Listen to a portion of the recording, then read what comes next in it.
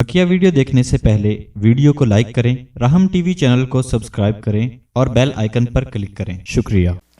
جہاں تک شان نزول کا تعلق ہے کہ سرکار دو عالم صلی اللہ علیہ وسلم نے ایک مرتبہ اللہ تبارک و تعالی سے دعا کی کہ اے رب ذوالجلال، آپ نے ابراہیم علیہ السلام کو خلیل اللہ بنایا، اپنا خلیل بنایا، اپنی خاص دوستی کی خلط عطا فرمائی۔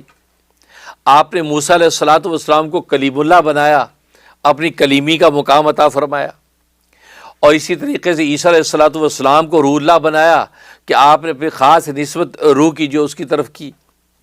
تو آپ نے مجھے بھی کوئی انعام عطا فرمایا، مجھے کون سا خاص مقام اور منصب عطا فرمایا؟ اس پر اللہ تبارک و تعالی یہ سورۃ نازل فرمائی کہ الم نشرح لک صدرک، کیا ہم نے نہیں کھول دیا تیرے لیے تیرے سینے کو؟ تو کہا کہ شرح صدر ہم نے عطا کر دیا، پھر وضع وزر عطا کر دیا، پھر رفع ذکر عطا کر دیا۔ تو کہا کہ یہ انعامات آپ کو 3 دیے، اور یہ ایسے انعامات ہیں، یہ انعامات کسی اور پیغمبر کو نہیں دیے گئے۔ شرح صدر جس نوعیت کا آپ کو عطا کیا گیا ہے، ایسا شرح صدر کسی اور کو نہیں ملا۔